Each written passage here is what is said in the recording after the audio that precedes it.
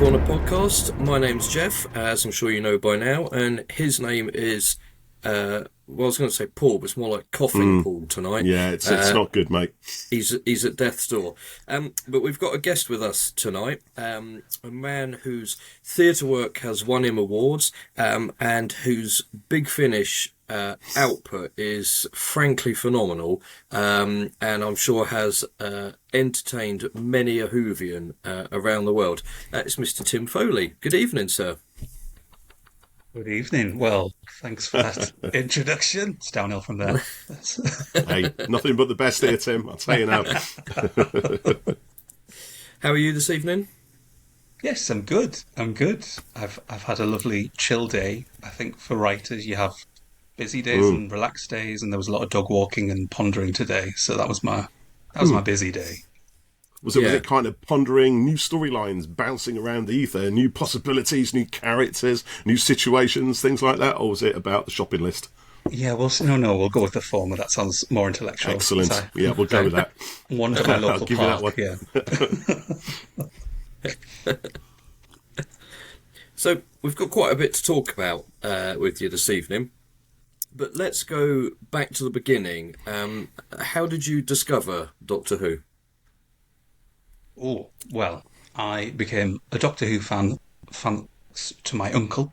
It was back in the days, if you can recall, when you were recording something off the TV on video and you couldn't change the Wow. channel. Yeah.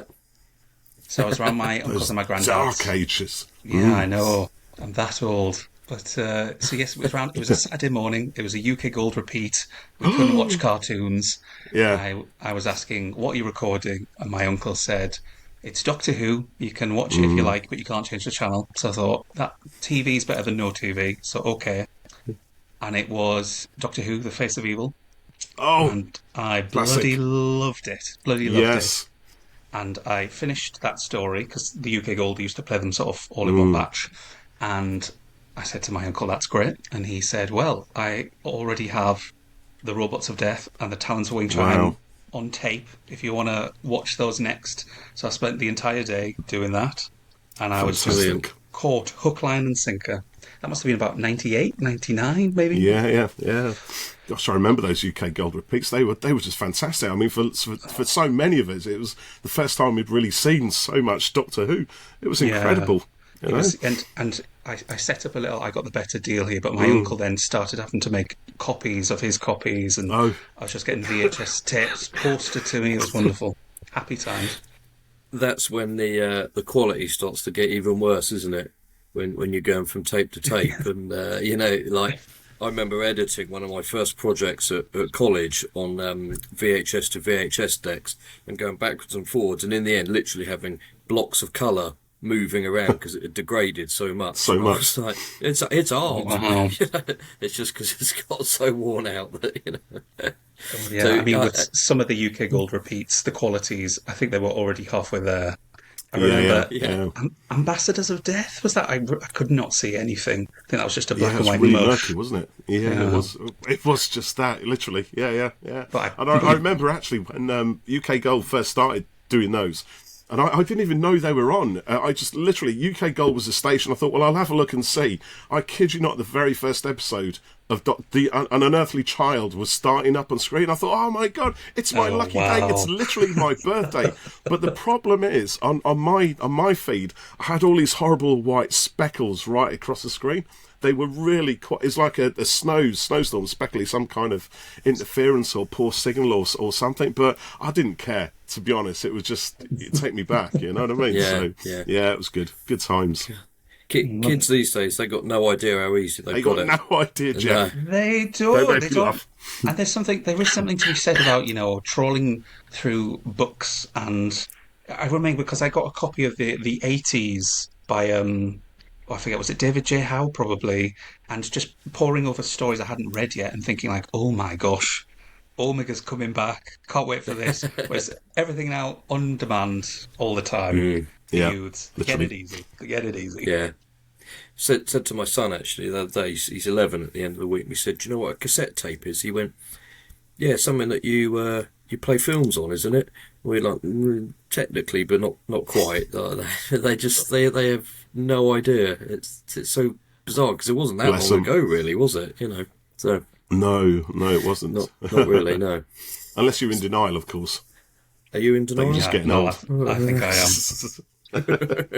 am. Yeah. So, Tim, let's talk about Big Finish for a little bit. So, you've been involved with them for quite a while now, haven't you? So, how did that all happen for you? I mean, yeah, I think because Big Finish was kind of on my radar at the same time as I was discovering it on TV.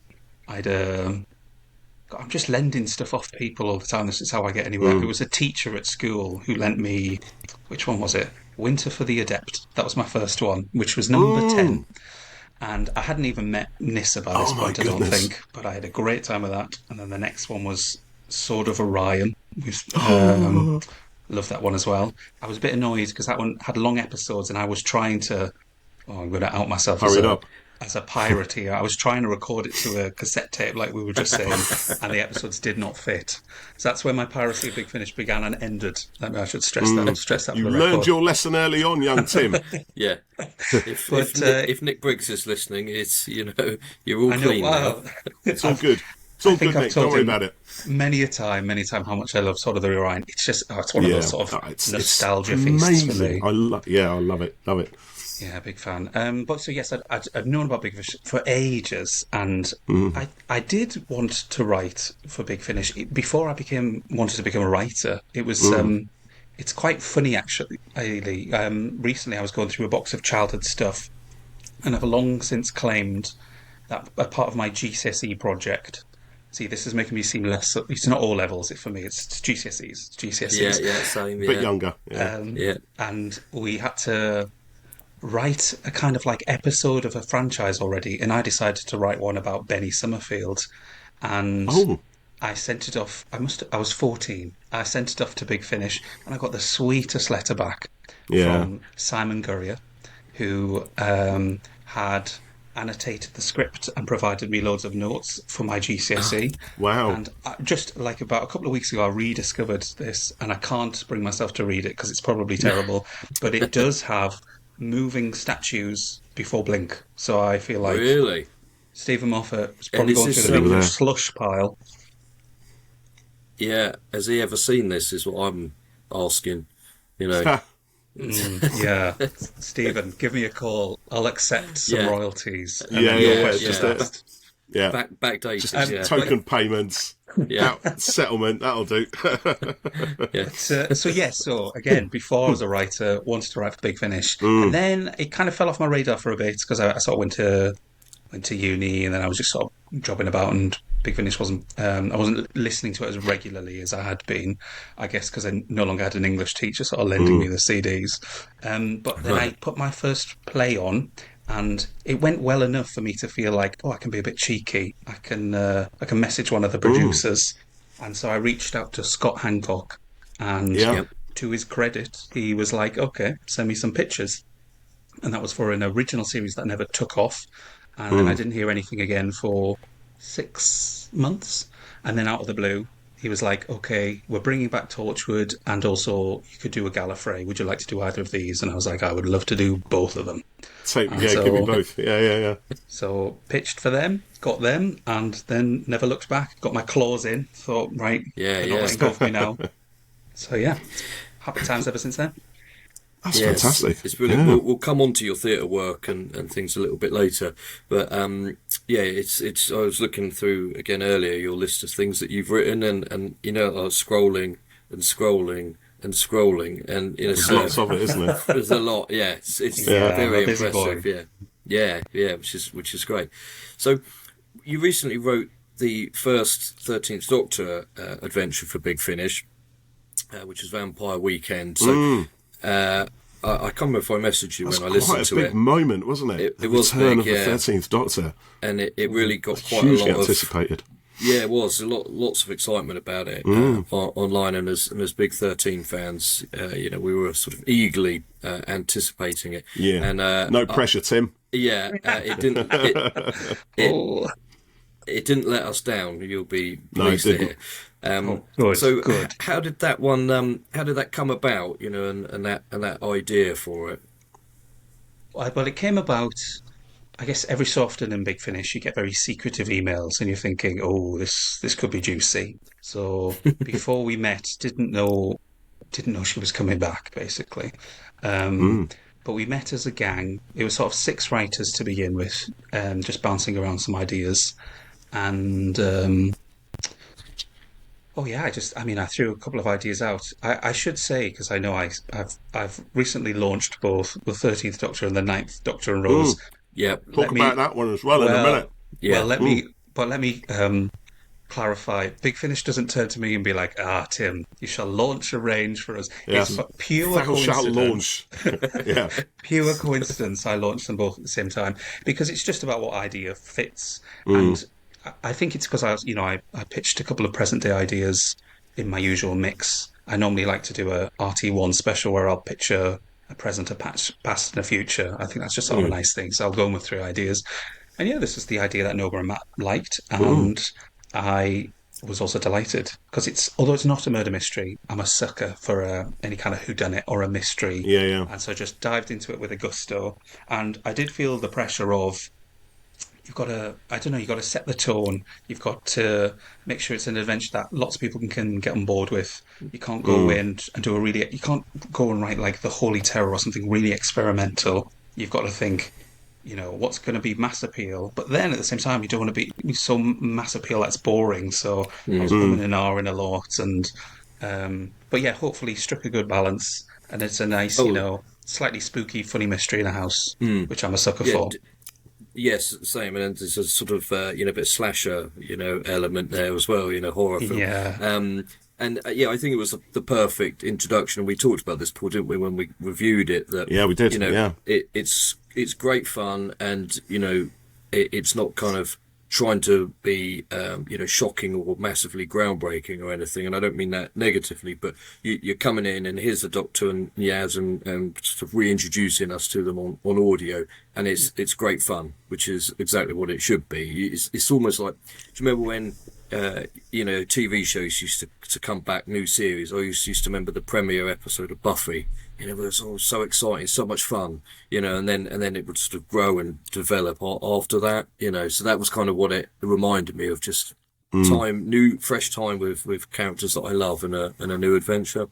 oh So great. I yeah, mean, that's exactly what I was going for. so So how does it feel, kind of, from being this young kid watching UK Gold at your uncle's to now hearing doctors and companions speak your words, Tim? Well, that's got to be something, isn't it? Yeah, it is. It doesn't get old. There's always a part of you that's like, oh my goodness, I am writing for Doctor Who. Oh my goodness, I'm writing a yeah, scene that's interior TARDIS.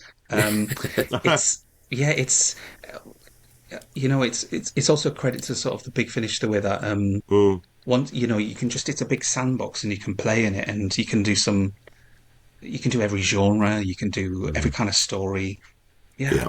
I love it, and it's really helped me as a writer as well. I think I've really sort of like cut my teeth and grown. Like I wouldn't like Mm. to go back and point out past mistakes, and I'm a terrible self-critic anyway. I sort of struggle to listen to my own stuff, but I can see maybe in the first like 5 or 10 audios that I wrote, there's something I learned in every one, and sometimes it was like from the script editors, sometimes the Mm. directors, sometimes from the actors. I remember picking up a great piece of about pacing from Paul Clayton, who plays Mr. Colchester on the Torchwood audios, and it's just amazing because something like audio and theatre as well, it's such a like Mm. team sport, and everyone's piling in. mm, So I think the writer can sometimes get a bit too much credit, though I love it. It's great for my ego and stuff, but yeah, like it's like everyone piling in, and it's Yeah. just so fun all making Doctor Who together. Yeah, I love it. yeah. Brilliant. And of course we have vampires in there as well, Vampire Weekend, but it's the great vampire from State of Decay, isn't it? It's that old enemy of the Time Lords. Yeah, I mean, I do love writing for vampires. I remember Mm. it must have been when I first watched State of Decay. I thought it was such a silly idea putting vampires in Doctor Who. I was like, why would you do Mm. that? They're fictional monsters and Doctor Who's are Yes. real, and this should not be the case. Yeah. But I've really grown to love them as a kind of monster to write about. I think they're like fantastic foils for the Time Lords. Like Terrance Dicks, well done. There's so much similarities between them, and you get to do so much. And I've admittedly done quite a few vampire stories now. They're fours I like to return to. So Well, yeah, I'm going to jump ahead to a couple of questions down the line, but your recent Fugitive audio, the Hereafter, more had vampires. vampires in, didn't it? and I text you, Paul, didn't I? And I said, Mate, yeah. Tim wrote this and he wrote that. He's must have planned this sort of semi-connection, between it all. So yeah, tell us a little bit about that. When you got the Fugitive, and did you deliberately say, "Oh, I'll do vampires"? Because which came first, I suppose, the chicken or the egg? Oh, Chicken or the Great Vampire. Yeah. oh, I'm going to nick that one. That's very good. I mean, there's no grand like master plan, but you can't help but sort of revisit certain ideas and certain themes.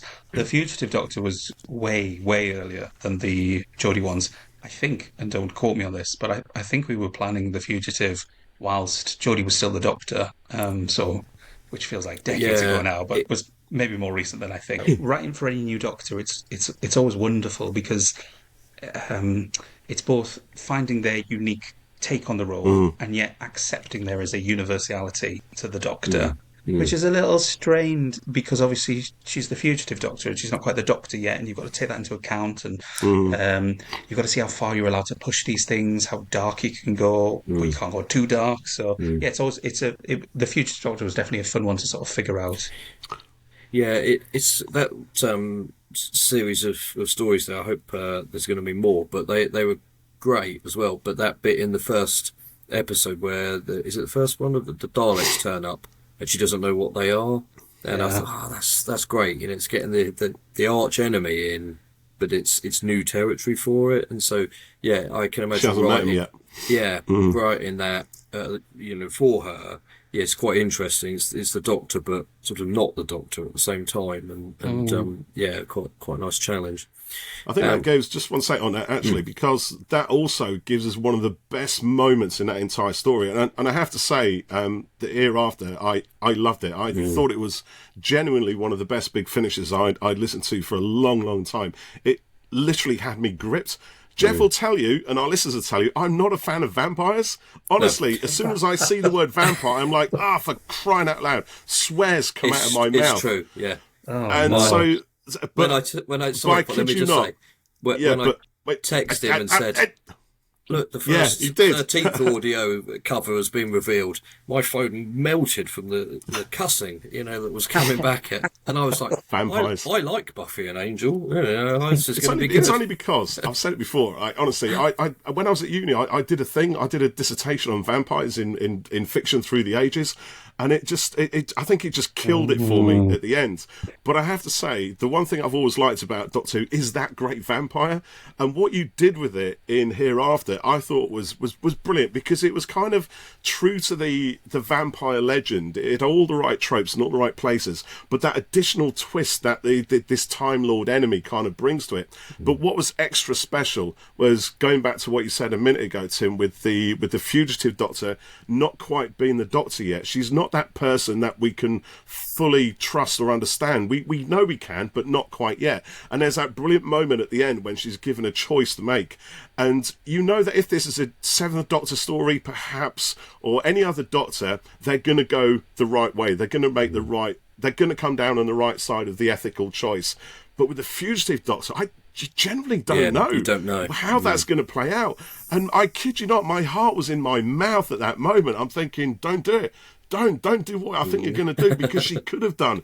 You know what I mean? Anyone who can snatch off a space rhino's horn could do what I thought she was going to do at the end of that story. Yeah.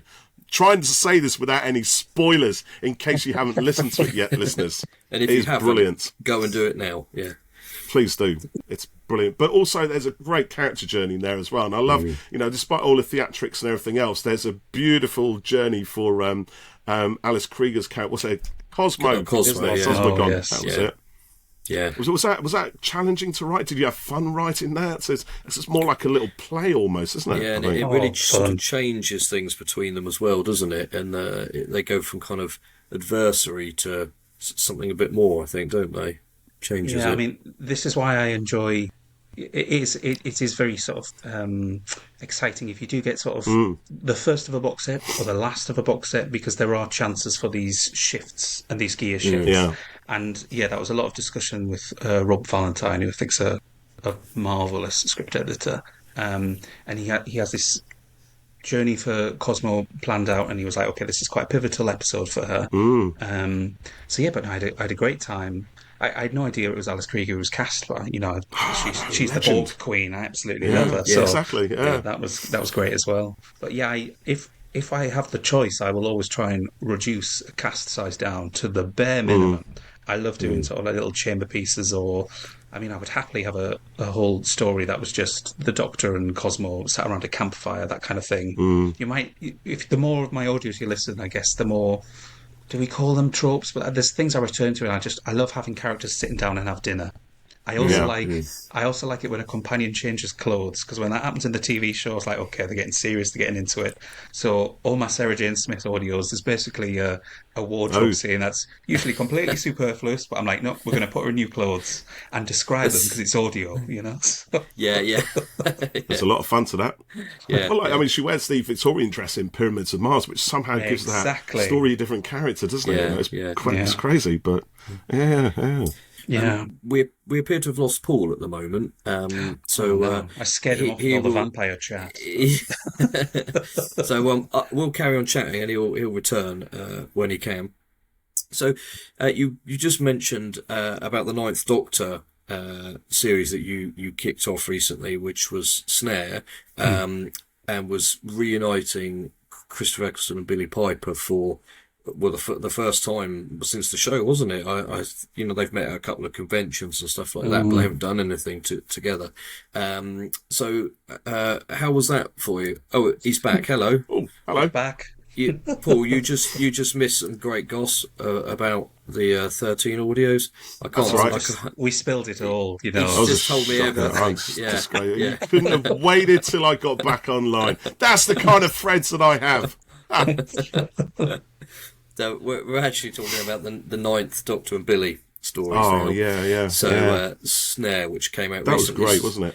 Felt like it really was planted in that series, season 1, series 1, whatever it was, 2005. Brilliant. Yeah, absolutely. You perfectly captured. Yeah, that exactly like Paul just said. You had Jackie there, and the Powder State kind of life. With the neighbour and things, and Chris and Billie, they just were great together and kind of sparked off each other. So how was that whole thing for you when you got another mysterious email about it, and then was it a bit like with Jodie and Mandip, and kind of realising they're coming back? Because I think it's fair to say that getting those 4 guys back is a pretty big deal for for Who fans, but for Big Finish, a bit like when Tennant joined up a few years ago. So yeah, tell us a little bit about all of that. Yeah, another mysterious email. I was I was obviously really excited about 13 and Yaz, but 9 and Rose, I guess it's the closest that I would have to the series being my series. So I was sort of like 14, 15, tipping out of having my own era of Doctor Who when it came back. But it was still what we all watched in the classroom, and everyone knew I'd watched this weird little show called Doctor Who because I'd never shut up about it. And suddenly, after Rose, they all turned to me and were like, hang on, is this the Doctor Who thing you were mentioning before? And I was like, yes, now you get it. It's great. Yeah. It's brilliant. That's what it's all about. Yeah, so it was very easy for me to get in the mindset of Series 1, because I think I must have rewatched it so many times. I think it's beautifully paced. I think the sort of like slow reveal of the adventures and Rose's character through that, I think it's just a superb series. And so yes, I guess there was also a little, you're slightly tentative because it's such a strong, cohesive series of Doctor Who that to shoehorn in some extra episodes is you don't want to rock the boat, I guess. You don't want to do anything too tonally off, and yet you don't want to just replicate what's been before. So again, it's forever this straddle, I think, between doing what you know and doing something completely new. But because with the 13 audios, they will take place before Flux, don't they? So there's a massive sort of window. But I remember people in the past talking about, well, if Billie did come back and Chris did, and where would these audios fit, and also the debate of where did Chris's earlier 9 audios fit into things. And so I think the point where you put Snare in, which is after Father's Day, isn't it? It works perfectly, and it really does feel like this could have been an episode on screen. It was that kind of accurate to it all. And I saw a lot of people online saying, yeah, it kind of actually enhances that first series and really adds to it, because it mirrors the Father's Day things quite nicely. And yeah, so I think that worry perhaps of putting it in there like that, it worked brilliantly. It's really good. Oh, that's lovely to hear. Thank you. And I do think as well, because with Vampire Weekend, there's a certain bombasticness, if that's a word, Yeah. because you're starting effectively a new series, whereas this is almost, episode, 8 point something, and you're squeezing into it. It Yes. allows you to do a slightly quieter story, a bit more contemplative, a bit more reflective, while still hopefully, being quite funny and being quite welcoming to sort of new listeners, which I imagine we'll be getting, because everyone wants to hear Nine Rows. They're the best. Oh, stunning. Yeah. And I said to Paul, so they go into through the doorway, and all the plants and stuff are kind of glowing and are sort of a bit bioluminescent. Is there a film with giant blue aliens that might have given you inspiration for that? Because Don't answer this, Tim. He's I'm mildly obsessed, you might say. What film is this? No, I told you, Jeff, nobody watches it apart from you and your weird little clan. What is it? Tell me. Avatar with the We said it. all the glowing. Oh, right. Yes, I have heard of Avatar. I do apologise, Tim. I will move swiftly on before I derail. Well, before all of you this. do that, let me just ask about Snare, if I may, actually. Yeah, no, I was going to carry on that. I yeah. think this was. I just wanted to know about the sort of technical challenges writing this, because there's a lot of location swapping.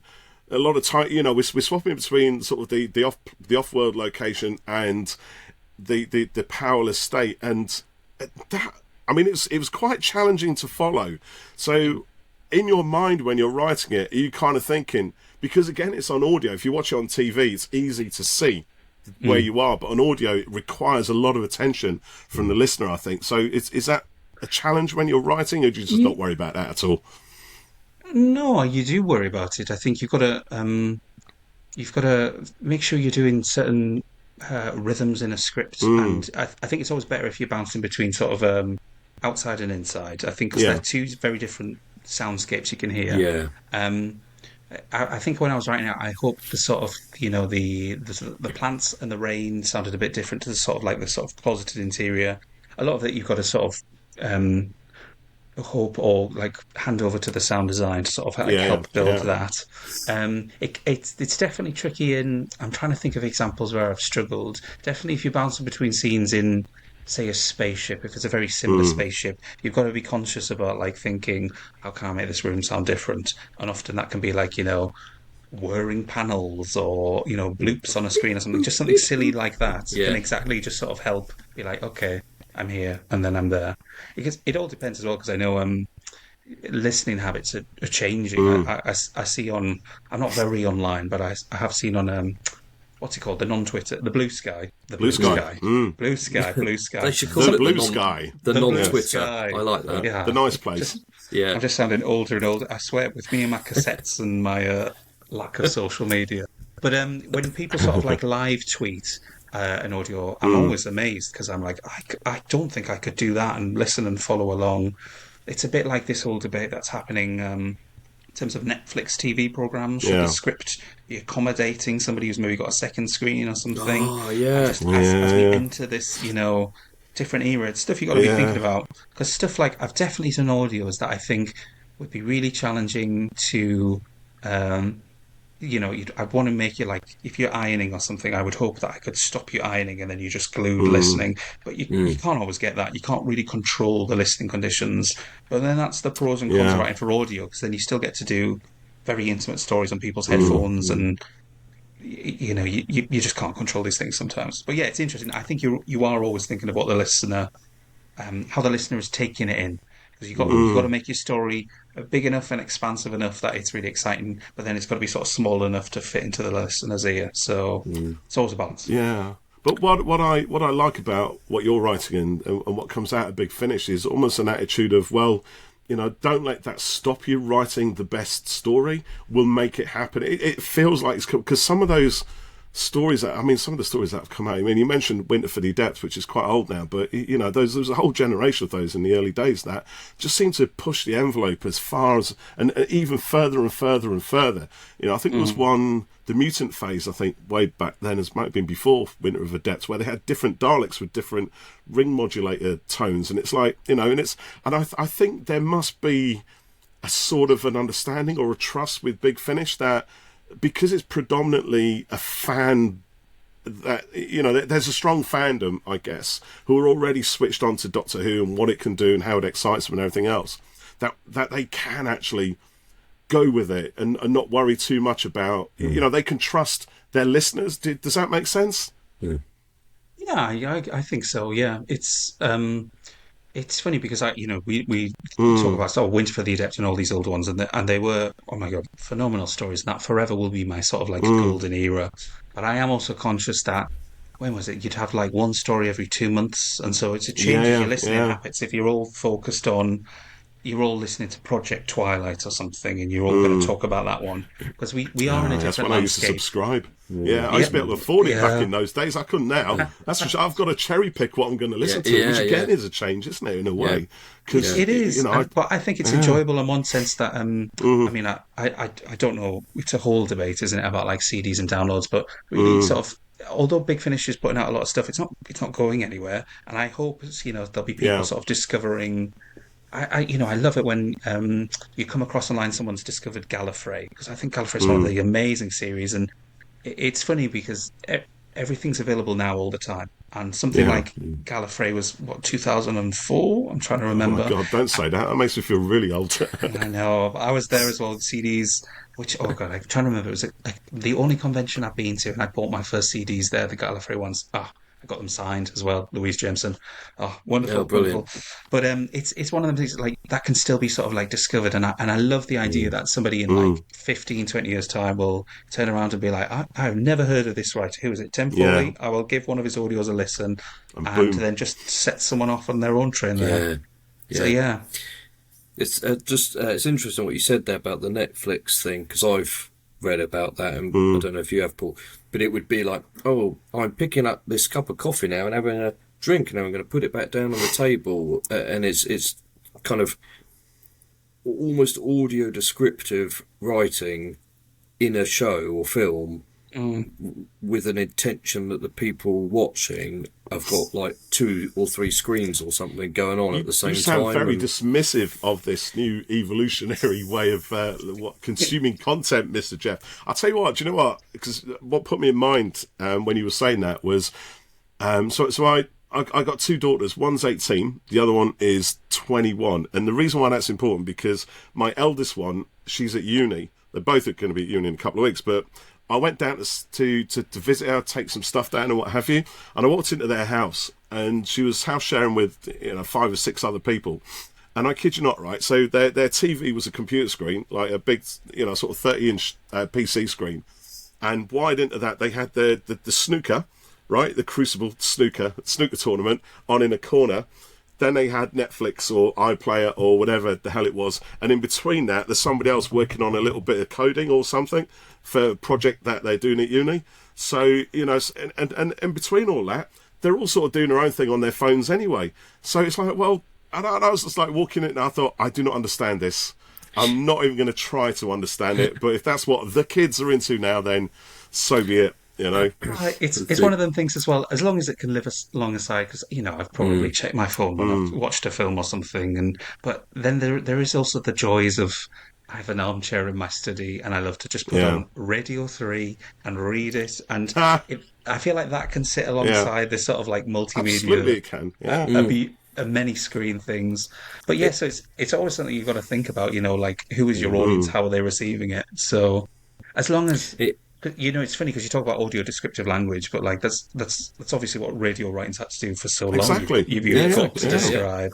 Yeah, So yeah, yeah, it's a funny like it's almost like podcasts on TV or something. I don't know. We're going to get yes, some weird mergers of yeah, mediums and stuff. It'll be Well, I fascinating. mean, yeah, you're right. Again, my younger daughter, she will switch between TikTok and YouTube and ordinary TV and pre-recorded TV, all of that stuff. You know, and it's a world away from what I grew up with, where we only had like BBC One and ITV and BBC Two and just about Channel 4. You know, that was it. And even then, we were Yeah. lucky because we had a TV and in colour. You know. But then it's interesting because then you can almost sort of like date people you meet and you'll talk about similar things that you watched on. Yeah. I always hear about like Christmas TV specials or something, and that it was kind of a thing when I was a kid, but not massively compared to Morecambe and Yeah. Wise or stuff like that.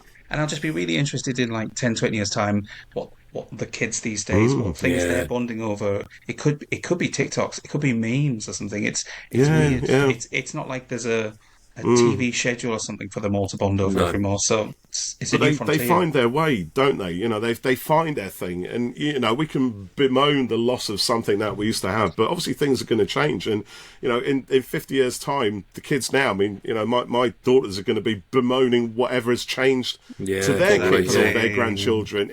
We had TikTok in my day, not like this stuff you inject straight into your face now. Well, as I don't long know as if we'll Big Finish inject is it. still making audios, I'll inject Well, it. indeed, yeah. Yeah. Or would they be, That's- I don't know, some kind of virtual experiential thing that evolves around you or something? they'll be doing holographic recreations of the Spectre of Lanyon Moor or something. Yeah, yes. I'd stick around for that. I'm going to be a head in a jar at that point, but that'll be fine. It's worth doing. So, Tim, you've written for most Doctors on audio, quite a large number of them. Have you got a favourite to write? Oh, there's a loaded question. Yeah, I wouldn't answer that one, Tim.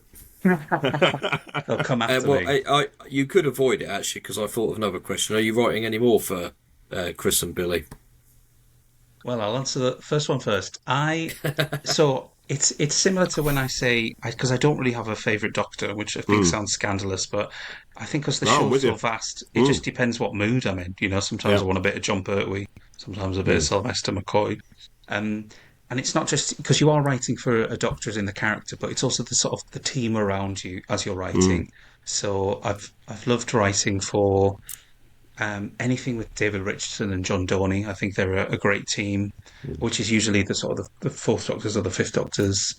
Matt Fitton's a superb script editor. Rob Valentine. I mean, oh God, I could just list all my colleagues now, but you get something different because, like I was saying before, it's not just you writing for a Doctor; it's you working with other writers for the box set or the series, talking to your script editor, talking to your producer. So it's a real sort of network. I can't deny that meeting Tom Baker and Louise Jameson, especially because of the Face of Evil thing, was incredible. Exactly, yeah. And that was just before lockdown because I never got a chance to do it again. But I went all the way down to the recording studio and I just had a marvelous day. So I love that. I've loved the freedom that I've got for writing the Fifth Doctor stories. I've been really lucky that someone like David Richardson, the producers, effectively given me a slightly bit of a blank slate to go away and write. And I really enjoy that era, the sort of the early 80s. But I mean, I can't think of a Doctor that I've not enjoyed writing for. I think there's something amazing. And like I was saying about the Fugitive, you find out what's unique to them, you find out what's universal to them, and God, you're just always going to have a great time. Whether I'm writing more Chris and Billie, who knows? Who knows? Who could look into the future like that and answer that question? Only the Doctor could. Who knows? Who knows? Well, We'll come time back will to tell. we'll come back to Hooklight in a moment. But what was it like? Did you go to the studio when Chris and Billie recorded? What was it like there?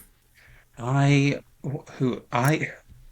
main memory of Snare is just sitting outside in the corridor, eating all the biscuits and chatting non-stop to Jackie Tyler. What a woman. What a woman. I had an absolutely great time then. And yes, I think I'm trying to think of, because sometimes these days ever since sort of lockdown, things were set up in place so the writer doesn't always have to go down. And because I'm up north, I'm in Manchester, and Yeah. that's a wilderness compared to sort of London. So I often do listen in. Um, but it's nice as well because as a writer, I kind of like to hide my face. This is a very Ah, rare thing. So this is, but it's nice to be sort of in the background and sort of listening in and well, I don't making the know. odd Yeah. comment. Yeah. I'd Yeah. march in there. Hello, I'm the writer. Your words exist because of me, darlings. Bow down and pay me homage. That's why they would never let me there.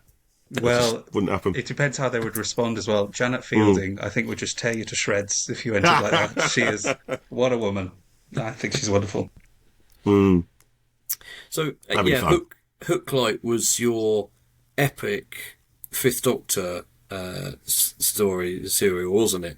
So is it 6 hours, 6 episodes, and you were the Wow. sole Yeah, 6 writer hours. on it? So how was doing that? I mean, like, that is massive. You know, Oh, and you yeah. took it all on. I mean, it was incredible, and it was also one of those be careful what you wish for, but actually wish for things and then they'll turn out great. Because I said I'm trying to think, because I wrote a Hooklight maybe a couple of years ago now, and it was, I wrote my very first 4-part episode, so 2 hours, and I think that was The Gulf, Third Doctor and Sarah Jane. And after I wrote that, David said, "How did you find that?" I was like, I really enjoyed that. I like longer stories. He's like, okay. Then I think he gave me my first 3 hours, and I was like, oh yeah, that was great. I love a longer story. And then he gave me a River Song box set, and it was 4 hours, and I was like, oh yeah, that was great. Go on. Can we go any further? Can we go any further? These are just upping in time, Just aren't keep they? Yeah. upping, until he was like, you know what? Let's do a big 12-parter. Your only condition is no returning monsters, no returning villains, just the Doctor and his companions. Can you do it? And I was like, you know what? I think I can. And again, it's a credit to David Richardson and John Doney that they're so supportive of me. And John Doney's just like, I mean, it's a Lord of the Rings-esque story, but John Doney is the real wizard. He'll just come in and sprinkle a little wisdom, Gandalf style, and then he'll disappear, flip his cape, and away he goes. But yeah, I had a blast writing it. Yeah. Yes. So did you come up with the whole concept for it, or did they, say, pitch something in this sort of vein? How did it work? It was. I'm trying to think what the original provocation was. I think it was. David Richardson had been enjoying Foundation. Right, yeah. Apple TV Love it. series, and I hadn't watched that at the time, but I'd just coincidentally finished reading the first 3 books, and I was thinking about sort of a big epic sort of time spanning story, and then you set yourself little challenges. So I was thinking, if I'm going to do an epic, again I keep returning to it, but it's about how much do you replicate what's been before, how much do you push the boat out. I decided to think, what's a good early 80s epic, and I was casting my net around, and it was things like Empire Strikes Back or Dune. I mean, that's a little later on the David Lynch one, but you want all these, and there was some French animation, I can't remember the name, but just big colourful images. But the thing I zoned in on was Lord of the Rings, the radio adaptation, because that appeared at, I think, maybe the summer of season 19 or similar to. And I just had this sort of like story that popped into my head. I was like, I could imagine that was a big hit for the BBC, and they're casting around and thinking, oh, can we do another big epic audio? And JNT sticks his head up out and he's like, you know what? We'll do that. We'll get Adric's dead, but we'll get him back. It's a story set before then. Yeah. And so I started to imagine it as, what if in the 1980s, almost like a really long slip back, I guess, what would an audio version have appeared like? So I was sort of leaning into the sort of the lyricalness and the, I guess, all the mysticalness, and I was having fun with. But then, of course, we had the option to bring a certain character. I don't want to do too many Hooklight spoilers, although the second CD cover might give it away a bit. But yes, I'm just looking now. Yeah, he's got a bit Nick Fury there. Yes, but that then changes, because then you can't do it fully loyally. 1981. There's a sprinkle there of 1996, 1997, or whatever. And maybe JNT would have thought of casting a future Doctor, that sort of come and had a thing. But yeah, then so it's. I think the box set one, I think, is my most sort of 80s offer, and then in box set two, it definitely sort of I wanted it to feel like it was sort of spiraling into the wilderness years. I guess that's why the sort of bigger things happen to the character. There's a Tegan centric episode, and I feel like that's something that you could only really have done in the sort of Virgin Missing Adventures era. Right. So yeah, I Interesting. was having Yeah. lots of fun thinking sort of tonally where I'd want the story to sit. But yeah, sorry, that was very long, rambly answers. But yes, No, a it's lot That of was it's good. just my idea. Yeah. It's Um, brilliant. Being able to play in that sandbox with so many Yeah. different, like you said, tones and things to pull on, and yeah, that's got to be awesome. Yeah, I mean it's a different kind of storytelling as well with its long form because you've really I got bet, to yeah. be Yeah, charting yeah. everybody's journey and being like, well, if they're there and they're there, Do you have well, when you're doing that? Do you board, have kind of storyboard. serial killers wall with red string everywhere? I only recently started to do a serial killers board for my last project, which Yeah. is as a theatre thing, and it isn't that complicated. But I was like, you know what, I'll give it a go because so often, because of how quickly you end up writing the Doctor Who audios, I can kind of sort of like keep them all balanced in my head. Yeah. This is my biggest worry about coming on a show like this and chatting is me completely forgetting a story because you have to really utilize a lot of your, I guess, short term and medium term memory to be Yeah. like, okay, this is the character journey, these are the monsters, this is the situation. But then you've got to like put that in a mental drawer and then move on to the next one. Yeah. If please don't ask me for anything that I wrote during lockdown because for other reasons as well. I Yeah. just have no memory. There's some audios that are coming out next year, and I was thinking that sounds good. Having a sneak preview, and I was like, "Oh, that sounds good." Turns out I've written one of them, so I was feeling slightly. So I had Smug. no idea what was going on there, but that was lockdown. It was Yeah. a different time. I mean, I wrote a novel in lockdown that I only discovered a couple of years later when I was just peeling back these pieces of paper, being like, "What on earth is all this?" So yeah, Oh. who knows? Who Wow. knows what went Yeah. on there? I mean, the whole big thing. I mean, that's kind of novelesque. You're writing a novel anyway, aren't you? With those big finish, that big saga. It's just Yeah, I mean the word count. I mean, so it's 1 hour is 10,000 words. So something like Hooklight is 60,000 words, and you just need to stick in a few he saids Yeah. and she saids, and then you've basically got there you go. You got a a novel. book there. Yeah. Yeah. Oh, don't give me Maybe, ideas. Maybe I'll do that next. There you go. That's Yeah. it. Yeah. Maybe Well, they I mean, should the Virgin a New target, Adventures were about 60,000 words, weren't they? 50, 60,000 words, something like that. I think. 'Cause I think yeah, some of the targets I think are like 40,000. So that would be yeah, they were really short. Yeah. Sorry, Jeff, you were saying. I can't remember what I was going to say there. So I'm just going to move on. Tim, if someone said they could only listen to one of your stories, one of your audios, Ooh. doesn't matter if it's 45 minutes or 6 hours, what one would you recommend that they listen to?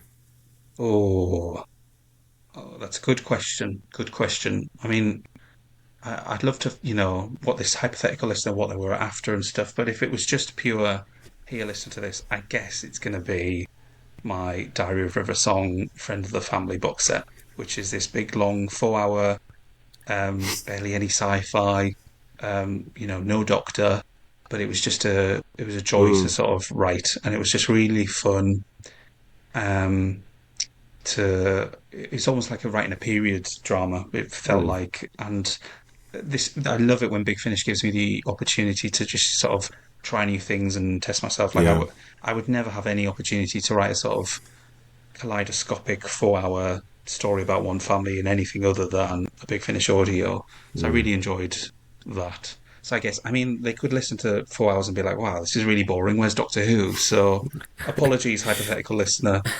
But if you want a Doctor Who story of mine, unfortunately, the one I will be recommending to everyone till the end of time has not been released yet or announced yet, and probably won't be for a few cheeky. years. So So you can't tell us the title of it even, no? I can't even tell you that. I can tell you it's 3 words. Go on.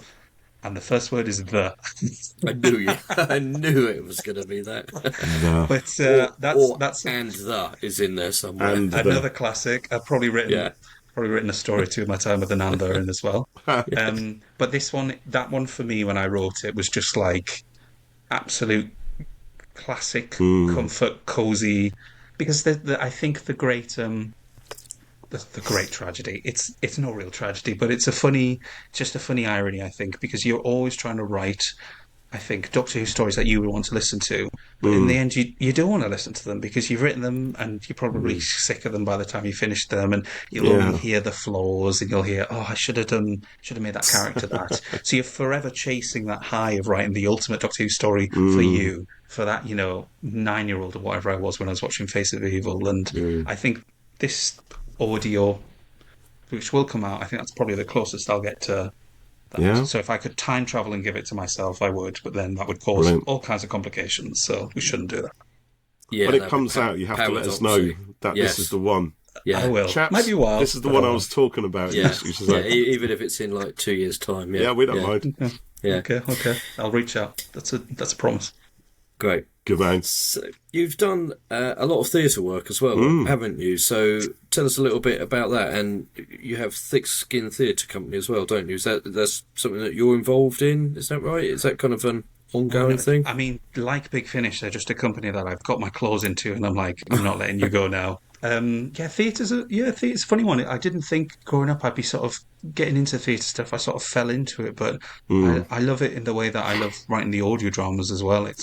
It's a complete blank canvas. There's such a thrill of writing for an audience, to have them there in the room, watching your story, gasping at all the right moments and laughing at your jokes. And I think I'm glad that I'm going on this sort of journey as a writer of both theatre and audio together, because they really do feed into the other. Theatre's quite a slow industry, slower than even I'm promising Doctor Who stories, in years to come. But theatre, I'm operating on a Even different slower than scale.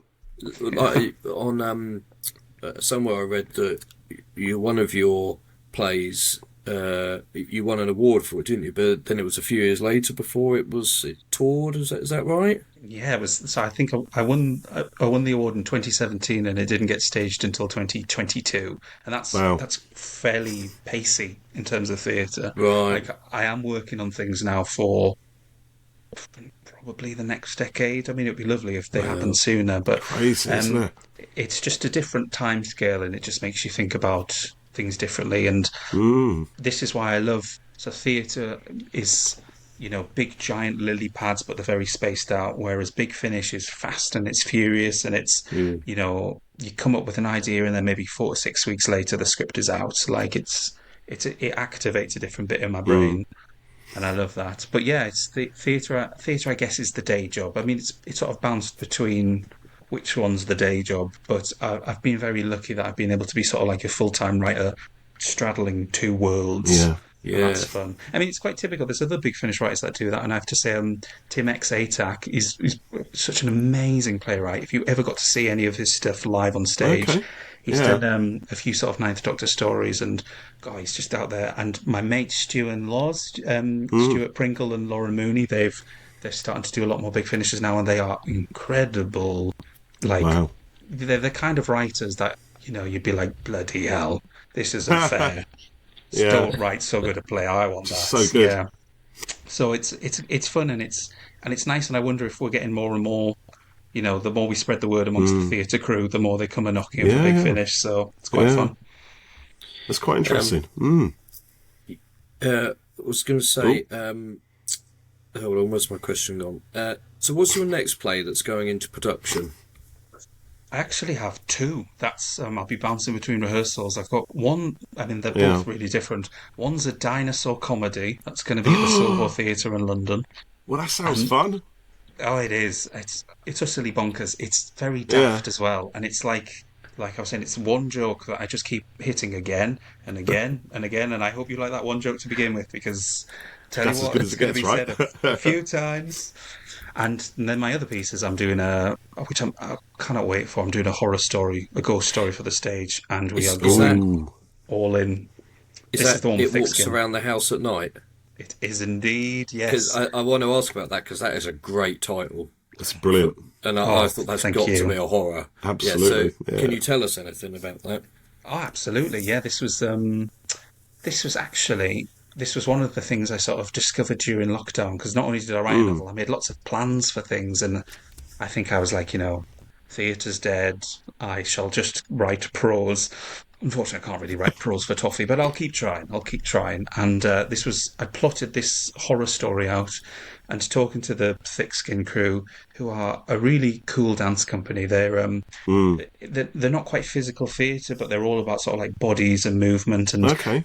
because I am words, I do not have a visual eye at all. I am just voices. They are they they complete me, and I hopefully maybe complete them. Like we really work well That's together, right. completely Yeah, different yeah. perspectives. And they were saying they wanted to do a spooky show, and I was like, I have got a good idea for a spooky show. And yeah, we're just hopefully going to terrify you. It's sort of in the vein of The Woman in Black or Ghost Stories. I don't know Okay. if you've ever seen the Yeah, Andy yeah, Nyman. yeah. We're going to go all out for the scares. So we're making it this Oh, Halloween in their theatre. It's sort of like a big long extended preview thing, and then we're taking it on the road next year in 2026. So hopefully coming soon to a theatre near you, I Oh guess is well, how you I say it. will brilliant. keep an eye out for that because I do like a bit of horror and a bit of spooky, and Yeah. particularly Spooky Who. We could pop along to that one, couldn't we, Jeff? Yes, Yeah. Oh yeah. my gosh, please! And there's a big Finnish Yeah. connection because Yeah. our lead actor is a big Finnish regular. He's called George Naylor, and you've probably Okay. heard him without even realizing because Yeah. Yeah. he's just one of those big Finnish lovely actors, and they will give them work again and again. And George is one of them. He was Brilliant.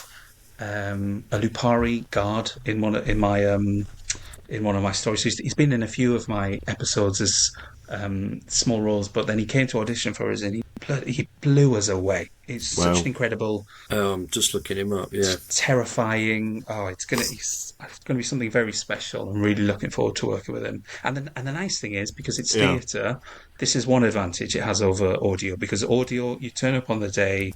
They've had the script. They've maybe done some preparation, but then it's a day and it's done. Theatre, Yeah. God, you're buckling down for like 4 or 5 weeks of Yeah. rehearsals, Yeah. and then you're doing It's a the whole process, run. isn't it? Yeah, and then if we're taking it on tour, like he'll be sick of me. He'll be bloody sick of me by the end of it, but I won't care because he's great. So But you get friends for life through that, don't you? You know, working closely with people, developing a project as it, and seeing it grow and build it, like you're birthing it almost, and then yeah. setting it out there. It's an incredible thing. Oh, I wish you well with that, Tim. It sounds Yeah, fantastic. that sounds great. Do you know, recently I did some filming for the youth theatre department of a Shakespeare company that I film for in Guildford quite often. They're called the Guildford Shakespeare Company. They spent ages thinking of that name. And the guy who runs the youth department for them played a vampire in my graduation film that I did 20 odd years ago. Oh, wow. And we've stayed in touch a little bit, over the years. But, like you're saying, you make your friends for life. I don't see each other all that often. But, he called me up and said, we need to get some film and come down and do it. And it was really nice. And we had a bit of a catch up, and it was all filmed and performed in their house where they do Ghosts, the BBC show. So that was a lot of fun as well. Oh, you sent me that picture, didn't you? And I didn't recognise it. Yeah. He goes, "This is where I'm filming today." I went, "Nice." Yeah. It's an old And he's like, rundown house. "It's Ghosts." I went, Yeah. "Also nice." Because No idea. I went there last year, just before Christmas, because they did so sometimes Guildford Shakespeare Company do non-Shakespeare stuff. So coming up soon is Frankenstein. Oh, wow. And last year they did a murder mystery thing in the ghost house, and it was called The House Trap. And they said, "Oh, have you watched Ghosts?" And I said, "No." They've got the dollhouse thing in the house now. It's in the tiles. So when I came home, I was like, "Oh, I think I should watch this." So you watched it. It's quite interesting, seeing it all, then going back and actually being in the rooms and the parts of the house that don't get shown on screen, and the stuff that's kind of locked up that you can't go into and things. So that was good fun. But yeah, nice to see, a guy that I'd known for a long time. Yeah. So, Tim, cast your mind back many years ago to when you realised you first wanted to be a writer. When was that, and what triggered that for you? oh, this is going to sound well. So it was at university, and Although I say this, and now that I've sort of discovered this, this old sort of Big Finish, I've definitely seen I'd been scratching at some of the like Mm. sketches or something when I was in school, but it's never very serious. But I was on a university course, and it was with an old professor, and he had a he, we were learning about plays, and I hadn't chosen to be in this class. I'd been sort of like assigned it, so I was like, "Oh, Oh, yeah. and instead of handing in an essay, you could hand in a short play. And I thought, well, that sounds way easier. I'll give that a go. I don't want to be stuck in the library. Little did I know, there was nothing easy about it. But then I just got Mm. the bug, just got the bug. Yeah. And I did about 7 or 8 plays at university in the sort of student theatre. Mm. And I would say about 90% of all that was absolute rubbish in the best way because it was just such a safe space to fail. I was Yeah. trying things, I didn't have a clue. I thought I was reinventing the wheel. We took a show to we took a couple of shows to the Edinburgh Fringe on different years because it was a Scottish university, so I could just Mm. bounce over. But I remember one play that we took, and it was basically the plot of a play that had been very famous that year at the Royal Court, and I just had never heard of it because why would you, So Yeah, yeah, Who it's does? just, Yeah. yeah, yeah. so it was just stuff like this that was, so that's when I Mm. think I knew I wanted to be a writer. And then at the end of university, I was like, I'm going to pack my knapsack, I'm going to move to London, I'm going to, Dick Whittington style. Yeah. exactly, exactly. And there's about 8 of us crammed in a 5-bed house. It was one of those Yeah. situations.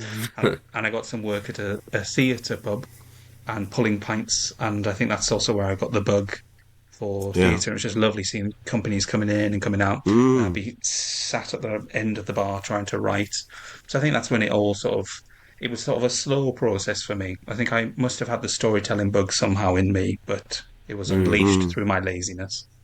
Yeah, that's great. That's lovely. So, what was your first sort of professional break? How did you so your script that you won your award for? How did all that happen? My first professional break was probably a bit before then in the sense that it kind of Mm. so to write the play that won the big award, I was able to write it because I had won a Channel 4 playwright in residence to be a writer on a farm theatre in Shropshire, and I've kept in touch with them since. They're a Mm. great company for new writing, but basically they gave me time and space and money to write. And I think that's what all writers need because the myth of the struggling artist and it'll make their Mm. work great.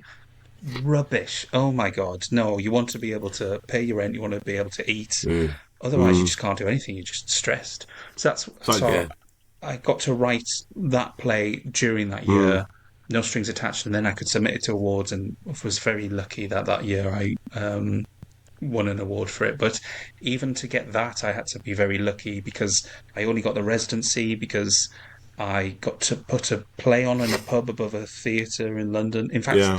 the theatre pub I worked at, a year after I left them, I managed to get a play on there. And in fact, All right. I was so Mm. broke during the making of that play that I had to come downstairs and like pull pints at the interval and just Just to hope get that some. nobody Yeah. knew that I was the writer, as they were all bitching and moaning about the play or Yeah. whatever. Yeah. Yeah. So yeah, it's all I've just been very lucky, and it's just all sort of like dominoes that have fallen in place, and it's about people giving you breaks and stuff, So You say lucky, and I think there is an element of that, but you've got to put yourself in those sort of yeah, places. You've got to be committed and work. Not everyone can work in a pub, wondering where the next paycheck's going to come in, pulling pints and stuff like that. You've got to cross the line. You've got to want to do it so much that you're willing to put yourself in those places. I think, and then, yeah, the chances are the breaks. People will see you, they'll recognise you for what you do and everything else. I think, it's, and fair dues to you, Tim, and people who do that, because that is really something, mate. It really is. yeah. It's yeah. not easy, but it's rewarding. Yeah. Um, what advice would you give to someone who was looking to become a writer as well? Oh, yeah. So I think so. Obviously, I think you should write. If you want to be a writer, you should write. Yes. That sounds like such Should a basic definitely thing. write. But you should just get yourself into a good rhythm of doing a little bit every day, I think. And, people, if you're doing 2 jobs or something like that can be a big ask. But I feel like you've just got to carve out a really special space, even if it's 15 minutes a day. Even if you're not putting pen to paper, if you're thinking about a plot or a story or something, So I would say make that kind of time for yourself. I think also finding other writer mates is so important because there's a big sort of myth, or maybe I was just, a bit young and cocky, but I just assumed other writers were my competition. And that's not it at all because Mm. although you might be going for some of the same gigs, in the end, only you can write what you're going to write, and they're going Yeah, to write what they're going to write, and you should 100%. Yeah. all just be working together and getting along. All my writer mates that I met sort of in London and ever since, like I've kept in touch with them because Mm. you're all in this, you're all Yeah. on this crazy journey together. So solidarity I think is important.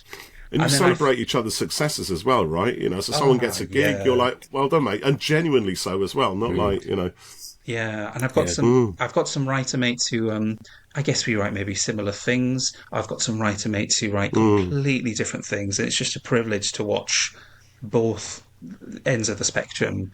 Be it like, oh my Yeah. God, I wish I'd written that, or oh my God, I could never have written that. I think they're both amazing feelings to feel. Yeah. But then my third piece of advice is just be like, just absorb everything, every story. And I don't just mean like, high works of art, like, Dickens or whatever. Just everything from like, Netflix documentaries to Yeah.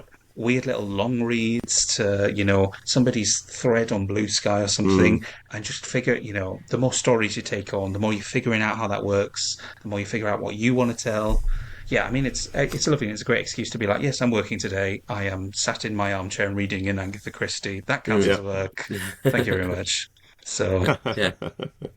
Yeah, that's great. That's some really good advice there. Fantastic. Thank you, Tim. I've got one more question that I'd written down, but I'm going to precede it with another one before we do our little. I don't know what we call it, Paul. Time space visualizer. Yeah, our little thing.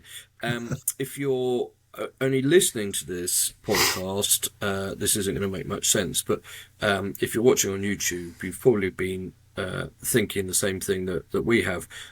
Tim, behind you, there's a rather yes. snazzy Sixth Doctor illustration. oh yes. Can I you have tell us noticed a little bit about that? Yeah, I mean, this is very special for me.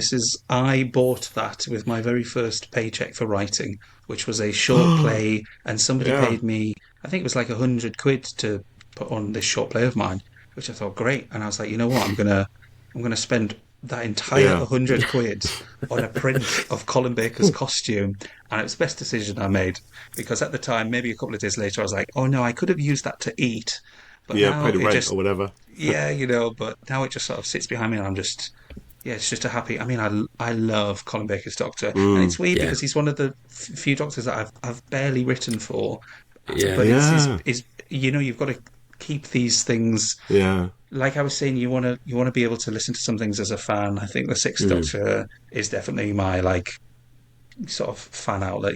Especially those early Big Finish stories with like Evelyn Smythe. Oh, Oh man, it's so Chef's good. kiss. It's so Wonderful. good. Yeah. so yeah, big yeah. fan of him. Yeah, I love Sixie, and particularly with Constance and Flip, and Oh, you do? Yeah. yeah, doing there's one I'm halfway through it at the moment with Perry, where the first one's a pirate adventure. Oh yes, I saw the art for this. It looked very good. Yeah. So I'm enjoying that one as well. You've sort of answered this a little bit, but what else are you working on at the moment, and which Doctor is next for you? Maybe what's going to be released? I know you can't sort of spill anything. Yeah, which well, I think the next one that I have announced is an Eighth Doctor, a Charlie and Audacity.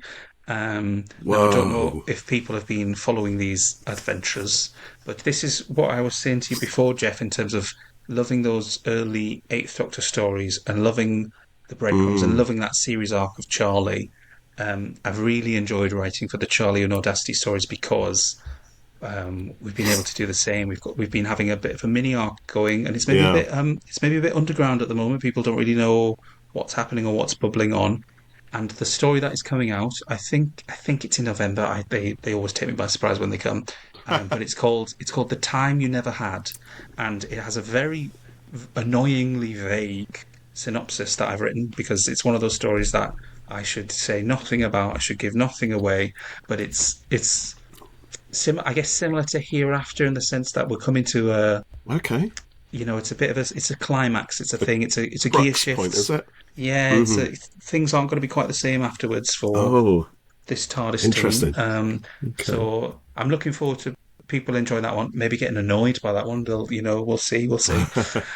And then I think because it's quite rare for me. Mm, Actually, no, I don't know. I don't know the release schedules, but there is at least one Doctor that I haven't yet been seen to write for, but I yeah. have now written for, and I think that Okay. should be coming out next year.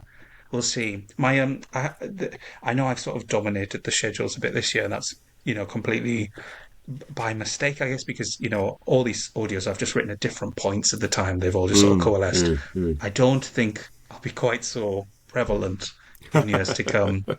I just think I don't know how much of mine is sort of like left in the Big Finish vaults, which must be a beautiful and yet treacherous place to be guarded, by all the Big Finish sentries and the like. Yeah, Yeah. because some stuff comes out fairly swiftly, doesn't it? Like the 13 and 9 stuff. But the Sixth Doctor one that I was listening to, I looked at the production credits and I was like, oh, this was done like 5 years ago. And Yeah, and it's only just come out. And I know Tom Mm, Baker has recorded like apparently a ton of stuff that will keep going, long after he sadly left us. So yeah, I imagine that vault is rammed with stuff that will, entertain us for many, many years that we don't know about yet. yeah. Treats galore, treats Yeah, galore. mm. yeah, It's like absolutely. Valhalla, isn't it, in the Yeah, MCU? yeah, yeah. Yeah, perfect. Right. Well, that's kind of the end of the questions I had. Whenever we have a guest on, I feel like we could just talk for hours and hours about all sorts of things. But we're always very grateful for people's time and don't want to kind of overstay our welcome. So, Paul, shall we do our little extra thing? Would you like to? There you go. You mean this, Jeff? I do What mean is this. it, I hear you say? Well, it's the Space Visualizer. time space Super. visual pop. Why is there a pop at the end? Why shouldn't there be a pop at the Well, end? I suppose It was not. either going to be a pop or a microwave, bing, one or the other. Oh. And I thought the pop had a slightly more comedy effect. So this is a new thing that we've added to the podcast because obviously the main show is off air at the moment, and no one quite knows what's going on. And we thought, well, we'd like to perhaps talk about some other things that are of interest to us. This is a new feature where we're going to talk about something that we've watched or read or played in the last week or 2 weeks or whatever it might be. So, Tim, we'll kick off with you. Would you like to tell us what's been taking up your time recently? Yes, well, I made a marvelous discovery at the end of the summer. I guess it's only just September now, and I've been reading books 1 and 2 of Ian M. Banks's culture novels. I don't know. I think they are so good. I don't know how I got reading. I don't know how it crossed my path. Yes, this is One of my favourites. This it was series, Tim. it If was you weren't already high up in my opinion, you've just smashed through the roof, mate. I'll tell you now. They are astonishingly good books. I love Ian M. Banks and his contemporary non-M stuff as well. He was a Yeah. brilliant writer. Absolute hero of mine. Brilliant. It's Fantastic. I'm loving the perfect balance of the sort of the world building, and yet they're very characterful stories. They've just got a real engine to them. Oh, they So do. I've just finished book 2, The Player of Games, and I just thought that was incredibly thrilling. I could see it as an amazing like film, or I was Yeah. even thinking I could adapt it as a play or something. It's one of those. Oh, man. It's such a simple story about playing games, and yet it's just So much going on. Shall I tell you what my favourite... Well, I think they're all my favourites, but the one that really got me was use of weapons. If you've That's read up that one next. yet. No, that's on my Man, pile. that is so flipping good. Honestly, I mean, it's terrifying. He's going down a really dark avenue. I'm not going to give anything away, but please tell me what you think of it afterwards. Oh, I will. I'd be interested. Whether you hated it or loved it, but it's an astonishing piece of work. Honest to goodness. My goodness. Yeah. Oh, well done, Tim. Brilliant. Well, yeah. So it's just always, we must all have this pleasure as well when we discover an author we like, or a TV show we like, or something, and you're just like, Oh my goodness, there's so much. The last time I felt like this was when I watched my first episode of Columbo. I was like, there's so Yeah, many episodes of Columbo, great, and I'm just I so glad know. that there are so many of these culture novels, and they look like quite chunky boys, and I'm like, that's what I want. This is Yeah, great. really, really good to get your teeth into. So many different stories and a really good concept at the heart of it. It's like, how do you keep a sort of libertarian utopia going? You know what I mean? It's like you have to play dirty with races that haven't quite reached that state of what you call enlightenment, but which they view as something. Oh my goodness! Oh man, brilliant, brilliant! So much good stuff in there. Hope you enjoy it. I really do. Yeah. Yeah, Fantastic. So, Paul, what's been on your playlist? Well, Read list? apart from eating loads and loads of Hall Soothers and trying not to stop breathing at some point. Yeah. What have I haven't been watching very much, actually. I'm still playing the end of Mass Effect 3, because I'm at that crunch point right at the end of it now, where I've only got like a couple of missions, and there's a bit of DLC as it used to be on the old version. And it's just the best part of the game. I always save it till last. Anyone who plays Mass Effect will know exactly what I'm talking about. It's Anderson's apartment, and it's a whole new story within the whole thing. Basically, you put the big spaceship into park to get some upgrades and whatever, and then you just are given the keys to this brilliant apartment, and then stuff kicks off, and it's just so much fun. I love it. It's brilliant. So I'm waiting for to finish that, and then I'm going to jump straight back into TV land, because my backlog of things to watch has just gone up massively. I might not accept that answer because you said that last time. I did, but I honestly haven't done much else, mate. I mean, I've been reading. What have I been? Oh, I'll tell you what I have read, actually. Hold on 1 second, though. I've just finished reading. I've just finished reading this, actually. The Spy Who Loved Me. James Bond, because I've been reading James Bond novels for years. And this one, this one here is kind of bizarre, because James Bond isn't in it until like almost halfway through. It's Ian Fleming writing from the perspective of one of the female heroes or heroines within his story. So it's basically the perspective of a Bond girl, if you're going to pare it right down. And Ian Fleming's got this kind of history of not being great with portraying women in his books. He really hasn't been at all. You read some of the early books, you think, oh my God, how did he... Just different times and all the rest of it, But you think, cripes, you would not. You just wouldn't. It's just so wrong. And yet, it is what it is, right? So you think, well, and I'd heard about this. I think, well, Ian Fleming can't write from a women's perspective. Women are objects to him, surely. This is just craziness.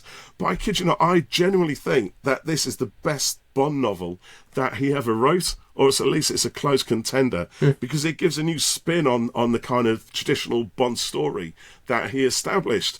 And actually, reading that, he understands women pretty well. It's also, if nothing else, a brilliant snapshot of being a woman in the 1960s and how women are kind of treated by men. And if you filter that through Fleming's lens, so whether it's accurate or not, I don't know, because it's obviously his interpretation of how women were treated then. But it's a very credible story, regardless. So a lot of fun. Really enjoyed that. You did ask. We could have stopped at Mass Effect 3, but you asked for more, so I gave you more. That's good. That's good. What have you been up to, Jeff? I'm probably about halfway through a book called Hex, which is reasonably old now, about 8 years maybe. And it's written by Thomas Old Hoevelt, which I've probably pronounced horribly wrong, but I think he's a Dutch author, yeah. And this is a English translation of it. But it focuses on a town where there is a 300 or 400-year-old witch who wanders the town, and her eyes and her mouth are stitched up, and she sort of teleports. And so there'll be things like people are having breakfast and she's at their patio door, or there's one bit where a married couple are entertaining themselves and she's then at the foot of the bed and stuff. So the whole town know about all of this, and it's kind of this big secret, and they kind of guard it from the outside world. And they've got various elaborate ruses to sort of shield her from outsiders. Like the marching band will suddenly appear because they've all got an app that will say she's in, wherever it is. Oh, okay, and put the signs up and pretend that they're doing work. But some of the teenagers, It's kind of freaky. Yeah, some of the teenagers decide they're going to start YouTubing her, and then it escalates, and they start sort of doing stuff to her. Like one of them starts poking her with a stick and stuff, and trying to get the stitching undone because she's murmuring the whole time. And then it starts to, things are starting to go wrong. Animals are dying and going crazy, and the stream is becoming filled with blood and stuff like that. So it's pretty good. I'm enjoying it, and I'm hoping the end kind of reveal of how she's there and what happened to her and all of that is good. So yeah, that sounds great. Right, I'm enjoying it. Yeah. You really Perfect picked time of us year up to be how watching it. Yeah. There was supposed to be a TV series of it, but it hasn't never materialised. So, interesting. It's good. Sounds good, mate. I'm enjoying it. Yeah. Brilliant. Well, Tim, many thanks for joining us tonight. This has been great, and genuinely thank you for all the great Who stuff that you've done. Absolutely. It's given us much entertainment, and we look forward to hearing more from you in the future. And do please keep in touch on Blue Sky. We'll send you an email as well. But when the stage shows come out, do let us know if we can come and see one of them, and if they hit our areas. We're both in different areas, aren't we? But we do get together. And last year we went to see Chris Chibnall's play that he put on. Fantastic! So that was good fun. And was it the year before I went to see Hound of the Baskervilles that Colin Baker? Yeah, Colin Baker was in. Yeah, so I wanted to see that. Yeah, it was great. Coconuts for the horses' hoofs and stuff like that. So do keep us posted, and because we will turn up, mate. I'll tell you now. Oh, please do. Bums on seats. That was what we want. Yeah. No, well, thank you very much for having me. It's been a pleasure. Brilliant. Thank you for joining us. Brilliant. Right. Thank you, Tim. Thanks Tim for Foley, listening, everyone. Yeah, thank you. Thanks for listening, everyone, and we'll catch you next time on Who Corner to Corner podcast. Bye for now. Bye.